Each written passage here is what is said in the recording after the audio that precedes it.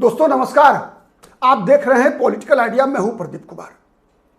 देश के जिन 5 राज्यों में विधानसभा के चुनाव होने हैं मित्रों, उनमें 3 राज्य ऐसे हैं जहां 9 अप्रैल को मतदान है और इन 3 राज्यों में एक राज्य है असम। असम में अब मात्र 1 हफ्ते का समय बचा है मतदान में। चुनाव प्रचार के लिए उससे भी कम समय बचा है, यद्यपि परिणाम 4 मई को निकल कर आएगा 5 राज्यों का एक साथ। लेकिन जैसे जैसे मतदान की तिथि नजदीक आ रही है, वैसे वैसे एक परिवर्तन जो असम की राजनीति में इस बार स्पष्ट विजिबल है, वो ये परिवर्तन है मित्रों कि जैसे जैसे मतदान की तिथि नजदीक आती गई है, वैसे वैसे AIUDF बदरुद्दीन अजमल की पार्टी चुनावी मुकाबले से बाहर होती हुई जा रही है, होती हुई स्पष्ट दिख रही है। मित्रों, जब चुनाव की घोषणा हुई थी और उससे पहले असम वह राज्य है मित्रों जहां के बारे में जितने भी देश भर के राजनीतिक विश्लेषक, जितने भी पोलस्टर्स, सब के सब ये अनुमान लगा रहे थे कि भारतीय जनता पार्टी के लिए असम में एकदम क्लियर है। मतलब कहीं कोई जो है बीजेपी को कोई इफ एंड बट नहीं है चुनाव जीतने में। 5 राज्यों में अगर किसी एक राज्य ऐसा है जहां पर कि परिणाम 100% क्लियर था, तो वो राज्य था असम। सब मान के चल रहे थे कि तीसरी बार भारतीय जनता पार्टी की सरकार बननी है असम में। कांग्रेस केवल लड़ने के लिए लड़ रही है, यह दिख रहा था। लेकिन जैसे जैसे मतदान की तिथि नजदीक आती जा रही है, वैसे वैसे कुछ परिवर्तन जो हुए, उसमें पहला परिवर्तन और सबसे बड़ा परिवर्तन यह हुआ मित्रों कि कांग्रेस पार्टी के पक्ष में मुस्लिम मतदाताओं का ध्रुवीकरण साइलेंटली हुआ है। अगर यह ध्रुवीकरण अगर वोकल होता तो फिर काउंटर पोलराइजेशन का खतरा है। लेकिन यह ध्रुवीकरण जो कांग्रेस पार्टी के पक्ष में हुआ है मित्रों, वो वोकल नहीं है, वो चुपके चुपके हो रहा है। और स्थिति यह बनती हुई दिख रही है धीरे धीरे कि शायद बदरुद्दीन अजमल की पार्टी को 126 सदस्यीय विधानसभा के चुनाव में 2% वोट भी अगर मिल जाए तो बदरुद्दीन अजमल के लिए यह बड़ी उपलब्धि होगी। मतलब असम की राजनीति से बदरुद्दीन अजमल का एक तरह से कह सकते हैं 2021-26 के विधानसभा चुनाव में शायद एक भी विधानसभा सीट जीत पाएगी कि नहीं जीत पाएगी, यह कहना बहुत मुश्किल है मित्रों। मैं क्यों कह रहा हूं, उसके कारण को समझिए। आप देखिए कि बदरुद्दीन अजमल की पार्टी से पिछली बार 15 विधायक चुनाव जीतने में कामयाब हुए थे। उनके सिटिंग MLA उनकी पार्टी को छोड़ के चले गए और गए कहां, तो असम गण परिषद में गए। आप इसी बात से अनुमान लगाइए कि बदरुद्दीन अजमल की पार्टी के पक्ष में मतदाताओं की बेरुखी कितनी है। और ऐसा हुआ कैसे? ऐसा होने के 3-4 प्रमुख कारण है मित्रों। सबसे पहला कारण क्या है कि असम के चुनाव के अंदर पिछला विधानसभा चुनाव जो था 2021 में, उसमें कांग्रेस पार्टी ने बदरुद्दीन अजमल की पार्टी के साथ गठबंधन किया था। और इसका परिणाम क्या हुआ था मित्रों? सबसे पहले समझिए गठबंधन हुआ क्यों था। सबको लग रहा था, कांग्रेस को भी लगा था, बदरुद्दीन अजमल को भी लगा था और जितने पॉलिटिकल पंडित्स हैं सबको लगा था कि 2016 में भारतीय जनता पार्टी की विजय एक तुक्का था। मतलब बाय लक, मतलब ये एक संजोग था कि 2016 में बीजेपी चुनाव जीत गई। लेकिन जब 2021 में बीजेपी चुनाव जीत गई दोबारा, जब कांग्रेस और बदरुद्दीन अजमल की पार्टी के बीच गठबंधन था, तो फिर संदेश निकल कर ये गया, संकेत ये निकल कर गया कि चूंकि कांग्रेस पार्टी ने बदरुद्दीन अजमल की मुस्लिम पार्टी के साथ गठबंधन किया था, उसकी प्रतिक्रिया स्वरूप हिंदू जातियों के 70% से अधिक मतदाताओं ने भारतीय जनता पार्टी के पक्ष में काउंटर पोलराइजेशन हुआ। मतलब मुसलमानों का जिस प्रकार से कांग्रेस और AIUDF गठबंधन के साथ कंसोलिडेशन हुआ, 100% ध्रुवीकरण हुआ, उसके खिलाफ काउंटर पोलराइजेशन भारतीय जनता पार्टी और NDA के पक्ष में हिंदुओं का 70% से अधिक हिंदू बीजेपी के साथ चले गए। इसीलिए अब तक आप देख रहे हैं कि हेमंत बिश्व शर्मा का लगातार नैरेटिव है, चाहे प्रधानमंत्री संबोधित कर रहे हो सभा को, चाहे फिर अमित शाह का रोड शो हो रहा हो या जनसभा हो रहा हो, हर सभा के अंदर भारतीय जनता पार्टी इसी बात को उठा रही है कि कांग्रेस का मतलब क्या? कांग्रेस का मतलब मियां पार्टी। इसीलिए, और यह परसेप्शन कब बनना शुरू हुआ? यह परसेप्शन तब बनना शुरू हुआ मित्रों जब 2021 के विधानसभा चुनाव में कांग्रेस और AIUDF के बीच गठबंधन हुआ। भारतीय जनता पार्टी को हिंदू मतदाताओं को यह समझाने में बहुत मेहनत नहीं करना पड़ा कि कांग्रेस मींस मुसलमानों की पार्टी, और यह भारतीय जनता पार्टी का फॉर्मूला हिट कर गया।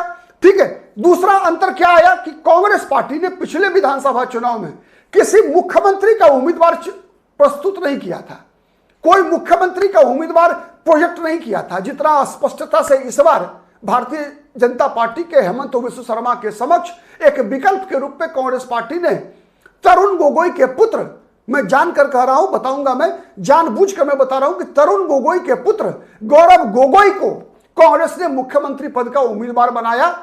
उतनी स्पष्टता पिछले चुनाव में नहीं थी। पिछले चुनाव में भारतीय जनता पार्टी यह प्रचारित कर रही थी और कांग्रेस भी यह संकेत दे रही थी कि कांग्रेस पार्टी की तरफ से कोई मुसलमान भी असम का अगला मुख्यमंत्री हो सकता है। और यह भी एक कारण था मित्रों, जिस कारण से काउंटर पोलराइजेशन हिंदुओं का भारतीय जनता पार्टी के पक्ष में हो गया और भारतीय जनता पार्टी पिछले चुनाव की तुलना में बेहतर मार्जिन से जीती।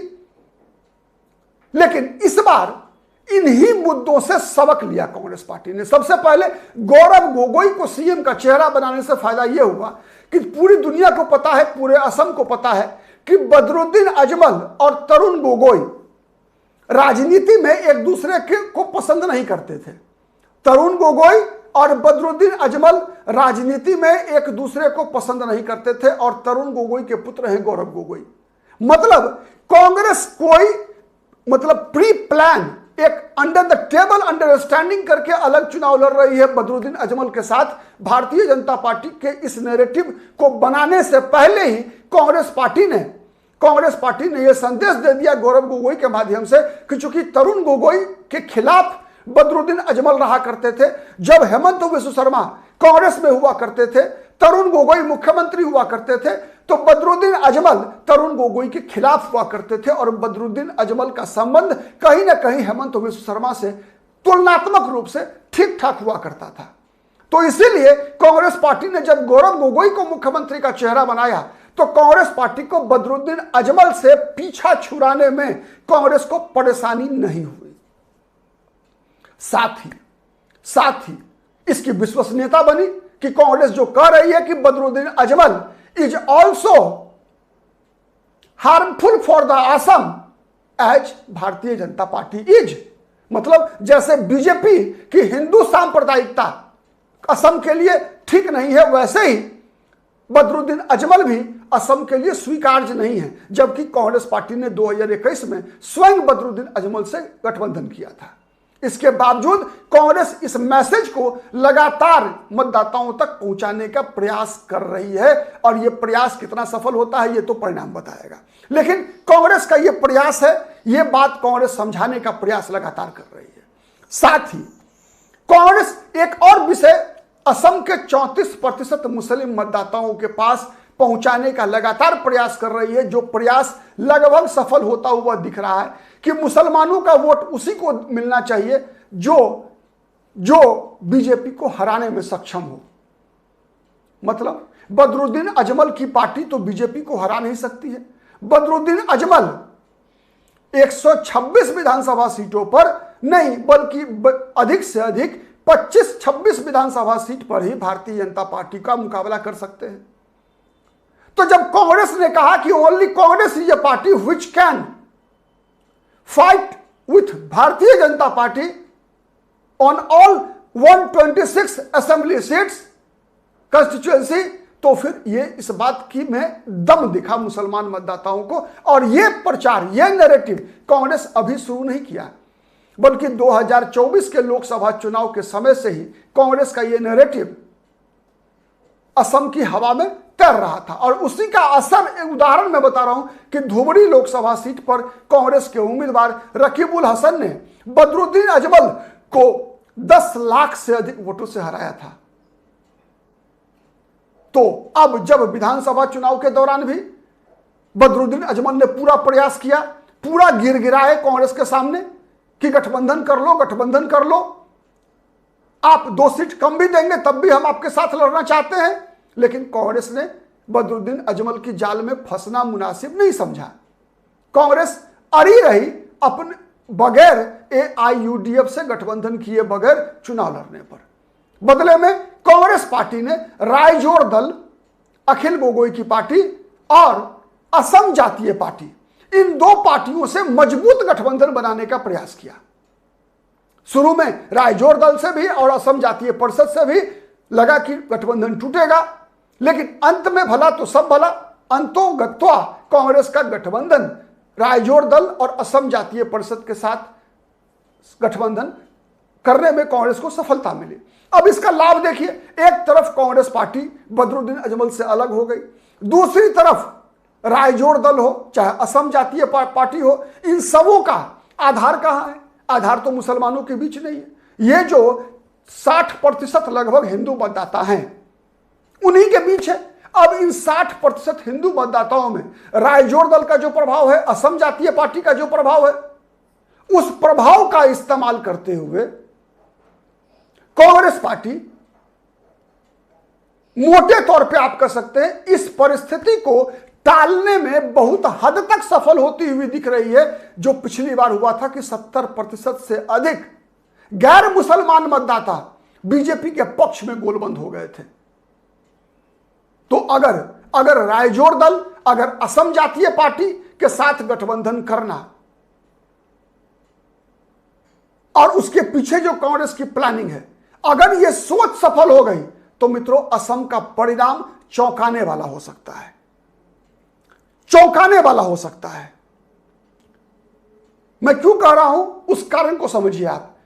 जहां मुसलमानों का वोट है, जो निचला असम, निचली असम है, वहां कांग्रेस पार्टी को अगर मुसलमानों ने बदरुद्दीन अजमल के को अस्वीकार करके धुबड़ी की तरह अगर स्वीकार कर लिया, एक तरफा परिणाम निकल कर आ गया, तो जो ऊपरी असम है, उस ऊपरी असम में आप याद रखिए कि अखिल गोगोई और ऊपरी असम और जो मैदान का इलाका है, इन दोनों जगहों पर रायजोर दल और असम जातीय पार्टी से गठबंधन करना कांग्रेस पार्टी के लिए एक बड़ा मास्टर स्ट्रोक हो सकता है